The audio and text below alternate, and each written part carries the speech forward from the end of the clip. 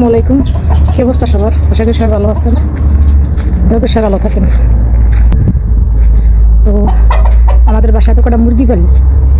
তো গরমে ওই মুরগিটির অবস্থা কি একটু দেখেন। গরমে প্রত্যেকটা মুরগির পশমটি সব উঠটা দিতেছে, এই যে উঠটা একদম দয়ে যাইতেছে পশমটি সব। তো অন্য কেউ বাসায় এরকম হয় নাকি মুরগির পশম ওঠে নাকি অবশ্যই জানাবেন। গরমে মানে এই যে যে বালুগুলোর ভিতরে আধ দেওয়া যাইতেছে না, এত পরিমাণ গরম। দেখেন কি অবস্থা, প্রত্যেকটা মুরগির পশমটি সব উঠতে গেছে। দেখেন কি অবস্থা, একদম উঠটা সাফ হয়ে গেছে। গরম ঠান্ডা কইতে পারি, কিন্তু এগুলো তো ওগুলা প্রাণী কইতে পারে না। এই জায়গায় মানে এগুলা রাখা ঠিক না আমি মনে করি আর কি। চতুর্দিকে হইলেও পাথর, গরম এমনি তো আরো বেশি গরম।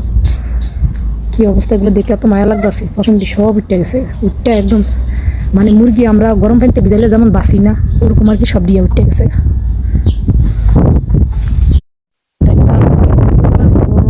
মানে কি বাইরে এরকম আর